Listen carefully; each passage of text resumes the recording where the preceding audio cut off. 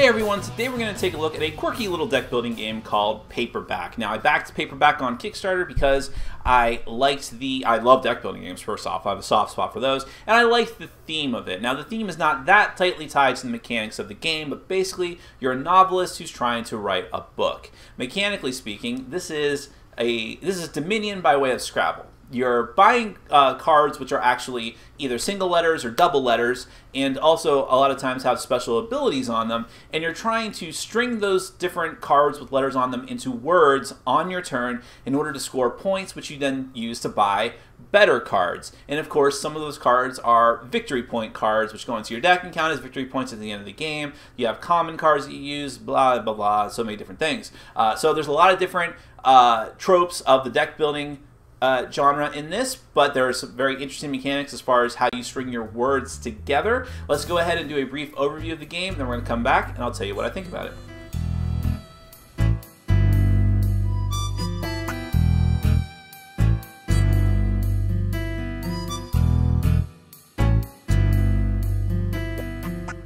Alright, just a brief overview of Paperback. This is a competitive deck building game where you're trying to write a novel. Now in game mechanic terms, you're trying to get the most victory points possible by buying these fame cards, each representing different novels that you've written. And how you're actually going to get to the point where you can purchase those is by stringing together letters into words. The letters are actually cards that in typical deck building fashion, you purchase, put into your deck, hope that you draw them in the right sequence and are able to make words out of them in order to score points and buy cards. So everyone's going to start with the same deck of cards, which is going to include 5 of these wild cards. Now, the important thing about these cards that you should note is that, first off, as it indicates up here, you can use these as any letter that you want. But underneath this card, there's this little null set 0. This means you can never score points for this card. Now, if you look at one of the cards from the common purchase, those cards will tell you both in a big font and then a little font in the corner what letter specifically it counts as, and then how many points you can score if you use this card successfully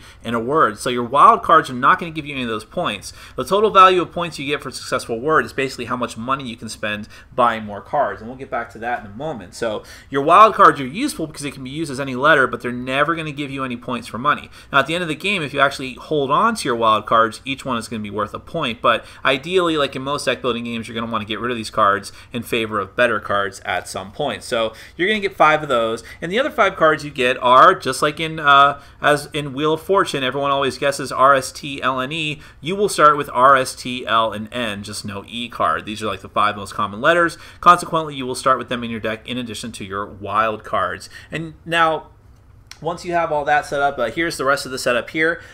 These are all the different common piles of cards that you have available for purchase. Now, for each stack except for the 2-cent cards, what's going to happen is that, so you have 3 cent, 4 cent, 5 cent, cents in this case would be the dollars, the purchasing power you need to buy them, 7 cents and 8 cents.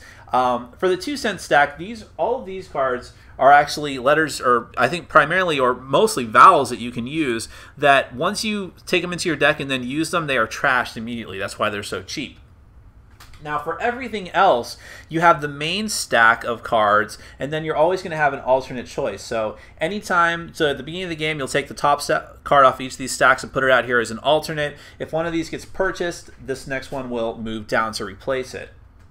And those will be all the cards that you have available to buy and put into your deck. Following traditional deck building rules, you buy it, put it into your discard pile, then you'll reshuffle and take it back into your hand whenever you draw it. Now you also have these common cards over here, and this is one of the indicators of when the game is going to end. You have 4 randomly drawn cards, common cards here. When the 4th one is acquired, the game will end immediately. The game also ends if 2 of these fame card stacks are taken. For the common cards, whatever card is up front and on top is going to be able to be used by any player during the course of the game, assuming the condition is applied. So for instance, the common space bar, if you're able to create 2 words on your turn, you're going to get, there we go, you're going to be able to get 1 extra cent to use for purchasing power to buy a card. You also get another award point here for actually being able to use this card together with your cards. And or actually, I'm sorry, I think it doesn't double up. That just indicates that you get that extra 1 cent. But in any case, if you're able, the way that you can use this card on your turn, if possible. But the way you're actually going to acquire this card is by, as it's indicated here, building a word, here we go. Building a word with 7 letters. The first person to build a word with 7 letters on their turn is going to be able to take this common spacebar card. And then you see that it goes down to 8 letters, 9 letters, and then finally 10 letters in order to get these cards. Not only are these good cards to take into your deck and use, but they also are worth 5 victory points at the end of the game, so that can be very, very helpful. And so that's one of the primary ways you're going to get victory points. The other primary way is through these fame cards. Now, fame cards go from 5, 8, 11, and 17 cents, and the point scoring is from 4 to 15 points worth each. But the thing is, you don't want to take them too early because the only ability they have is that they count as wild cards, much like the wild cards that you start with. So they do take up space in your deck, but eventually you're going to want to go after them, and whoever has the most points at the end of the game is the winner. So on your typical round, what's going to happen is you'll draw 5 cards from your deck, and you're just going to try to put together a word and buy cards, make your deck stronger, build bigger and better words with more and more letters to get those common cards, and eventually get enough currency on a turn in order to buy one of these fame cards. So let's see, I'll just randomly draw 5 cards, see if I can put together a word. So I have a wild card and TSRL. So I want to try to use the spacebar card if I can, but that might be kind of tough. So I don't want to think about it too much. Let's just go ahead and do sort. So I'll use my wild card as an O. There's S, there's R, and that's T. I wasn't able, or I just don't feel like thinking enough to put together another word. I could have also done rats. So you see this is kind of like Scrabble, but with card play. But whichever way I choose to go, I use these 3 cards. I have 1, 2, 3 for my score. I wasn't able to use the common card. The wild card doesn't count as points. So I have 3 currency, so I could take the S if I want. Then this comes down, boom. And now a lot of these cards also have special abilities. So this S says that if this is the last letter, it's +1 card next hand. So if you use this S on a future turn and it's the last letter, you get to have another card in your hand when you redraw at the end of your turn. Some of them are attack cards. So if you play this H in a word, you leave it out in front of you until the start of your next turn, and your opponents cannot buy anything over 8 cents. And there's a lot of different things, and that's basically the core of the game. You're just going to be trying to string together the letters into the biggest, most complicated words you can in order to buy better cards, including the fame cards. Now, there's a few optional gameplay variants you can optionally do, so that's what these wooden cubes are for. You can do 2 different things with these. One is offering a bounty. If you're having trouble putting together a word on your turn, you can have the other players suggest words for you to use. And if you actually use one of their suggestions, they are allowed to take one of these cubes, and this gives them a discount of 1 cent on a future card purchase that they try to make. You can also do a little discounting system with the cards here, where anytime one of the top cards is bought off the top of one of these stacks, a discount cube is put on the alternate card. Whoever buys one of those cards gets to buy it for 1 less cent. And obviously, anytime that this is bought, the cube comes off of it, and then if someone buys another card, you put another cube here, and so on. And a lot of cubes can stack up on the same card. Now, you also have some other gameplay variants. You have theme cards. What happens is you'll draw one of these theme cards. You have, let's see, you have crime, and you have dystopia, and you have paranormal, which I think is funny because sparkle is one of the words. But basically what happens here is that on anyone's turn when they're stringing together a word, they can try and make one of the words on these theme cards. And if they successfully make that particular word, they're allowed to take this card. It doesn't go into their deck. They just put it in front of them. And if they hold on to it till the end of the game, it's worth 5 points. But at any time, another player can string together one of these words and steal it from you. You also have award cards. You'll randomly shuffle these up, put one out on the board, and this is an award that everyone is working towards. So, for example, Muse.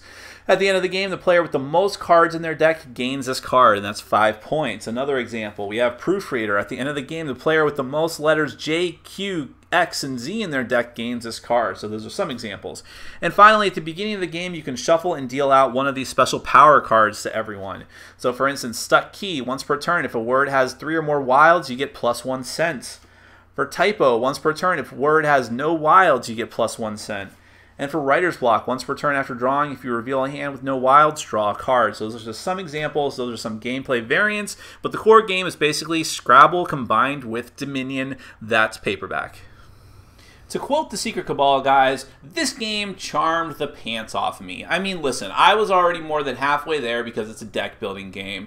One day I'm just going to play an atrocious deck builder that just kills the entire genre for me, but that day is not today. Paperback is a very fun, very quirky game that I enjoy quite a bit. It does have some faults, but overall, I think it's a blast. Now, let's start from the beginning. Component-wise, very cool, very good card quality.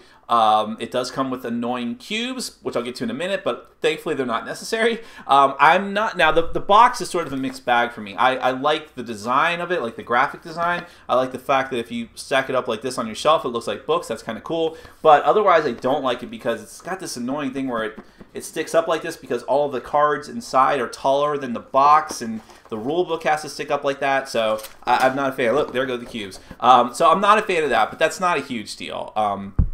The game still doesn't have a lot of artwork. I mean, because obviously most of the cards that you're buying are just letters, so it didn't need to. But they do look good. The font looks good, all that kind of stuff. The different artwork on the box and on the fame cards, the victory point cards, does look really cool. It's got that pulpy sort of cartoony feel. Really dug that. And I was just looking to make sure that my dog didn't grab the cubes. But so everything as far as that, components and graphic design, works really well for what the game is. Now, as far as the gameplay itself, like I said, in a lot of ways, this is like a traditional deck building game, but that whole thing where you're stringing together the words Scrabble style in order to score points is very, very cool and fun. I am not typically good at Scrabble or any kind of word game like it, but this game has a very interesting learning curve because in the beginning, you're only going to be able to build smaller words, and therefore it's very simple. And the only main challenge is trying to use that common card, which is a very cool idea, by the way, that everyone can use that card until it's purchased. Trying to use that common card together with the little letters that you have as best as possible. And then the game sort of amps up. So you get more and more letters, and therefore you can build longer and longer words. But I feel like as long as you're even slightly pre-inclined to like word games, that it's a good curve because you're just amping up little by little, and your brain goes into those patterns of stringing the words together, so it gets easier with time. Now, what I would say is a fault with the game is that eventually, of course, you're trying to build words with as many letters as possible to get those common cards, but also to score as many points as possible to get those fame cards and the higher level fame cards. And that is where the AP sets in. This game is very, very prone to analysis paralysis because you have all of these cards in your hand. Eventually, I would say more than a lot of other deck builders I've played, maybe not trains, but your deck gets very big. And it's all usable cards, and it's cards that you might be reluctant to trash if you have cards that let you trash, because you need a lot of vowels, I mean, the wild cards don't score you points, but it's nice to have them, and you can end up, because there's a lot of other card drawing that lets you draw extra cards, you can end up with a lot of cards in your hand, and just sitting there staring at those cards, trying your best to put together a word that's going to optimize your turn as best as possible. I felt more than in any other game that if I didn't optimize my turn to the best it could be, that I had wasted time and that I had failed. And I had that feeling a lot because I'm looking at all these cards and thinking, how can I not use every one of these? There's gotta be a word. So the game does reward good vocabulary, but also being able to summon up that vocabulary very quickly in your mind. Having a Scrabble dictionary is a big help, but it doesn't really solve the problem that there is going to be a long stretches of time between players' turns as people think about what they want to do. Now, fortunately, unlike in other games where AP is a problem, it's not as bad here because while someone else is taking their very long turn, you're hopefully using that time to study your own hand. So the turns don't feel as long as they possibly could, but I will say that the back of the box, it says 45 minutes for a game. No way. No way. If you play with 3 or 4 players, it's going to be over an hour long, hour and a half, even if you've played the game a lot, because it's just, unless you're just totally just throwing down whatever first word pops into your head, you're going to want to optimize your turn. It's going to take you a long time to think about that. That's probably the one major issue I have with the game, but it doesn't overcome how good the game is overall. I think it's very fun. I think it's a very unique element, a very unique take on the deck building genre, because there's a lot of deck building games. The ones that I love the most are the ones that stand out and do something unique. Paperback definitely delivers. The game has some variant modes. There's a thing with the cubes where you can do bounties to try to get people to help you, and there's the cooperative mode. We dabbled with those. Honestly, not not really worth the time. The base game itself, just doing the traditional, you know, buying cards, trying to put together words, I mean, without kind of the extra fluff, is just fine. The other stuff kind of feels tacked on. It's cool that it's there. Don't worry about it. The game itself is solid. Love putting the words together. Love the open, the common card format. It just works. It's a very, very fun game. Definitely going, if I ever do another top 10 list of deck builders, I can't imagine this wouldn't be on there somewhere. So, highly recommended.